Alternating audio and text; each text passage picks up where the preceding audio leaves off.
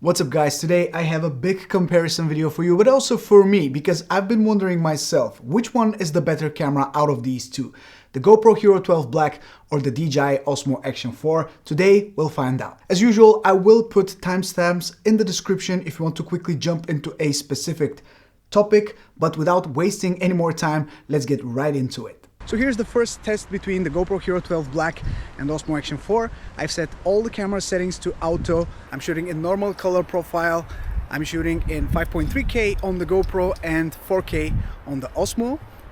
And my settings are pretty much all auto because I want the cameras to decide for themselves and see how well they adapt to the difference in the lighting. As you can see, I'm passing through a lot of well lit and then not so well lit areas, so I want to see how the cameras cope with that. I feel really stupid doing this, but I will run with the cameras and let's see which one has the better stabilization.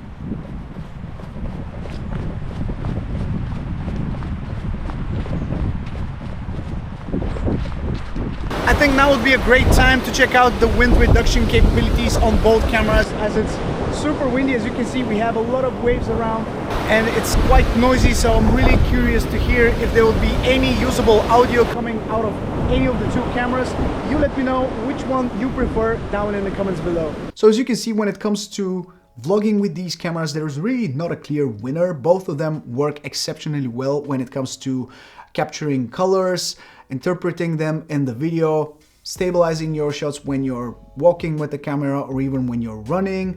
The field of view options are a lot, so you have a lot of different choices, whether you want to have a little bit more linear image or a little bit more wide field of view. You can really set it up the way you want it to look. Personally, I prefer the more narrow look of both of these cameras. The really wide field of view and the distortion is not something that I'm a huge fan of, but that comes in very handy when you're capturing action sports, for example, so that's good to have. When it comes to night shots though, there is a much more clear difference between the two. I will let you watch and then we'll talk about it. I'm inside my car on a parking lot and there are two main sources of light around me. There's one lamp maybe 10 meters away from me and this advertisement here behind me that is also well lit. Besides that, there's pretty much nothing around me, and from what I can see on the screens, the Osmo Action 4 looks a lot brighter and a lot crispier with more detail. And now I will also turn up one of the lights inside the car so you can see, if you have a little bit more light, how the cameras will react to that. And you let me know what do you think about these results. I'm expecting a lot of grain and I will not be putting any noise reduction or any type of editing on these clips. You will see them straight out of the camera.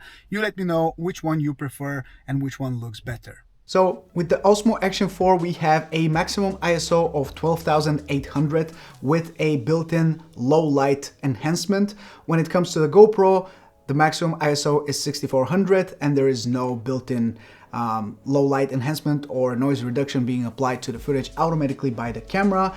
And you can see the amount of grain sometimes on the Osmo is more because the Osmo is using a higher ISO. At the same time, it's using this low light enhancement, whereas on the GoPro, it's pitch black for the most part of the shots inside my car. But when we have a little bit more light, then you can see it's a little bit crisper than the Osmo because it uses a lower ISO value. So it is really different between the two cameras, the way they're interpreting the light and the way they're working at night. But still, I would personally choose the Osmo Action 4 for night shots. That of course makes sense more because the Osmo Action 4 has a bigger sensor as well, so it definitely works better at night and you have more options to choose the right ISO depending on your needs. The next main topic that I want to address is how these cameras perform when mounted on an FPV drone. As a drone channel, of course, this is a major thing for me, and this is the main reason why I use action cameras after all. So I want to focus your attention towards the pros and cons of each camera. There are a lot of them, and I want to first talk about resolution, which is 5.3K on the GoPro and 4K on the Osmo. There really isn't such a drastic difference or any difference, to be honest, between the two shots side by side. When you put them side by side, you won't see a better looking footage on any of the two cameras because of that resolution. So it's really not a major thing, the fact that the GoPro has better resolution. I wouldn't really say that that's a major loss for the Osmo. However, it's good to have if you want to punch in a little bit. It's always better to have a bigger resolution to play with. Now, when it comes to the stabilization of the shots, both of these cameras have great stabilization when it comes to vlogging, for example, or using for action sports. But for FPV, I'm not a fan of the built-in stabilization on any of the two cameras. I personally don't ever use the built-in stabilization for FPV. It's just because we have software that is dealing with that, because those cameras use gyro information. They record that gyro information, and you can use that later in post to stabilize your footage with software like Gyroflow or Reelsteady. Both of the shots that I took with these cameras with the built-in stabilization don't really look that good, in my opinion. You have some really weird movements from the GoPro when you're using the built-in stabilization, and for the Osmo Action 4 I have some jello and some wobbles in my footage for some reason, which is not the case when I turn the stabilization off and I use Reelsteady or Gyroflow to stabilize my footage in post. To be honest, both cameras are neck and neck when it comes to the stabilization. I'm just a little bit bigger fan of Reelsteady than I am of Gyroflow. I think it works a little bit better and stabilizes the footage just a tad smoother compared to what you get with Gyroflow. But with that being said, Gyroflow is still great on the Osmo Action 4, and even for the GoPro you can use it if you don't want to buy Reelsteady, which is a big thing. Reelsteady is a paid software, so if you don't want to spend an additional amount of money for Reelsteady, which is actually now built in the GoPro player, you can simply use Gyroflow. That will still give you a lot of flexibility to choose how much you want to stabilize your footage, what field of view you want to use, whether you want to use horizon leveling and stuff like that. So Gyroflow is still great, but when compared side by side with Reelsteady, I still prefer the look of Reelsteady. It's just super smooth. It might be a little bit too smooth, but I'm just a big fan of that. Whereas with Gyroflow, sometimes you have those little jumps inside the footage that are not super natural, but it's still a great option. The next thing, which is super important, is the aspect ratio of these cameras, especially for FPV, when sometimes you want to film once and you want to have that shot available not only for horizontal footage that you can post on YouTube, but also in a vertical orientation for TikTok or Instagram, for example. This is huge for the GoPro because it can shoot in 8:7 aspect ratio, which is pretty amazing, and it can give you the chance to use your footage twice. Once in a horizontal orientation and once in a vertical orientation, without ever needing to move your camera and use it in a different orientation by itself. You can simply mount it on your drone and just forget about it. Whereas on the Osmo, if you want to have a real vertical orientation, you have to just mount your camera vertically. There is no way to avoid that. So that's a clear win for the GoPro, and that's something that I really wish DJI puts on their Osmo Action 4, because it's a nice aspect ratio to use for different platforms, and I'm a big fan of that. Now this year, GoPro announced that they're putting a flat lock color profile on their camera, and I was really excited about that, because for the past couple of years, their camera's flat color profile hasn't really been that flat, and it's always better if you have a really flat image to work with.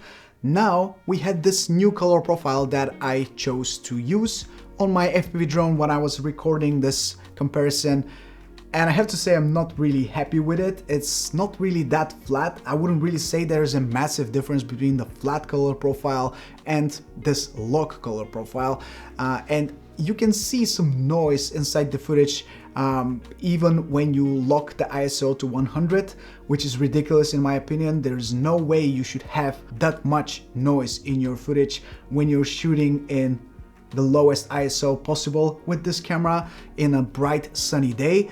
So I'm not really a fan of the colors coming out of the camera, to be fair. With this lock color profile, I still feel like the flat is better, even though, like I said, it's not really that flat.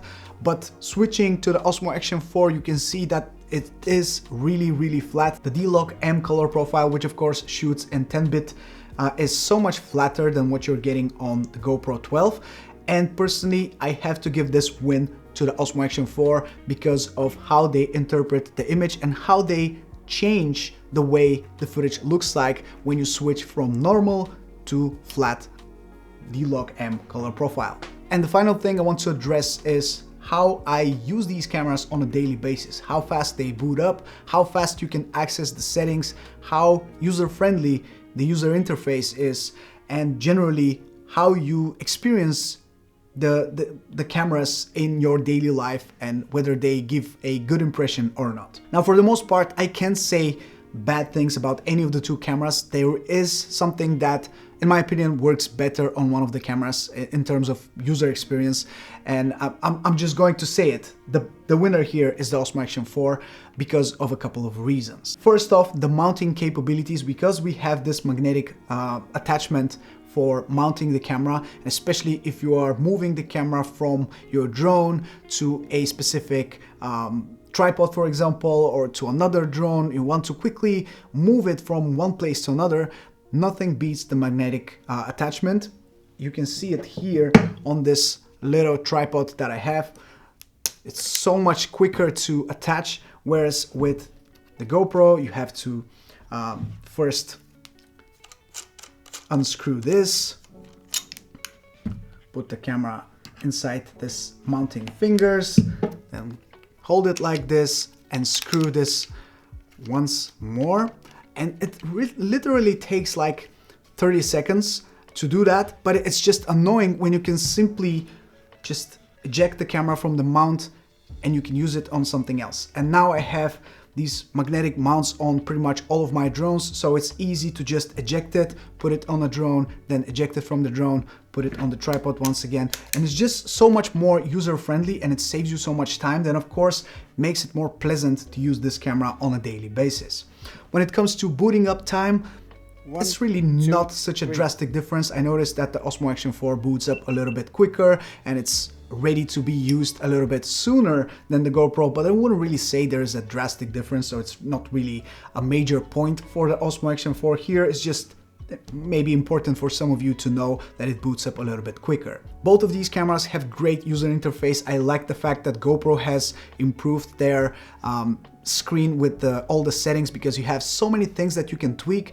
Now you have this giant page with lots of different blocks that you can simply choose from, and whether it's the aspect ratio, the frames per second, the resolution, the colors, pretty much everything, you can just swipe a couple of times and access all of these settings at once. So it's really easy to pretty much modify everything on the go in less than 30 seconds. If you are switching between different settings, you can quickly change them, and it's a real breeze to do it. So big thumbs up for GoPro for that, for changing that user interface, which was not the best previously. Now it's a lot better looking. Whereas on the Action 4, I really have no complaints. Everything is nicely divided into different sections, but they are very user friendly and they're building up on what they had in the Osmo Action 3. So now it's just a very familiar place for me, and all the settings are easy to access, and I wouldn't really say, again, there's a clear winner here. Both of the cameras are very user friendly, and like I said, they boot up quickly, they're ready to be used very quickly, the interface is good. Now it's time to talk about the battery life. The battery life really depends on how you use these cameras, whether you're shooting in the highest resolution that they have, whether you're shooting in high frame rate.